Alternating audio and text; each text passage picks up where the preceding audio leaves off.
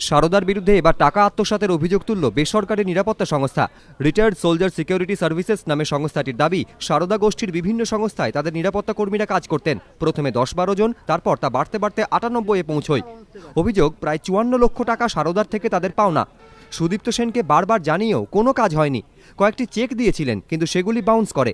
সংস্থাটির দাবি, পুরো বিষয়টি জানিয়ে প্রথমে তারা বিধাননগর কমিশনারেটে চিঠি দেয়, কিন্তু অভিযোগ, কমিশনারেট কোনো অভিযোগ দায়ের করেনি। ইলেকট্রনিক্স কমপ্লেক্স থানাও অভিযোগ নিতে অস্বীকার করে বলে অভিযোগ। তারা জানায়, শ্যামল সেন তদন্ত কমিশনে গিয়ে অভিযোগ জানাতে। শেষমেশ বিধাননগর আদালতে দ্বারস্থ হয় নিরাপত্তা সংস্থাটি। আদালত সোমবার ইলেকট্রনিক্স কমপ্লেক্স থানাকে নির্দেশ দেয় নিরাপত্তা সংস্থার থেকে অভিযোগ নথিবদ্ধ করে তদন্ত শুরু করতে।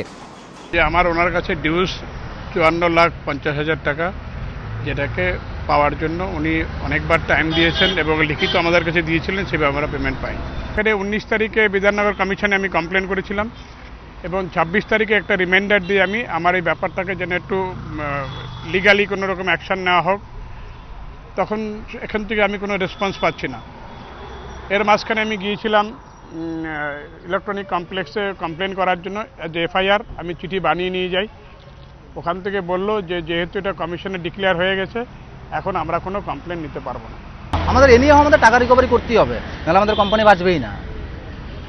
আমাদের এতজন লোক কাজ করতে, ওরা 2 মাসের মাইনা পাবে আমার কাছে, ওরা রেগুলার ফোন করছে, দেখে দিয়ে কিছু ব্যবস্থা না হওয়া পর্যন্ত আমরা কিছু করতে পারছি না। পুলিশ জানিয়েছে, আদালতের নির্দেশ মতোই তারা কাজ করবে, কিন্তু বকেয়া টাকা কি আর ফেরত পাওয়া যাবে?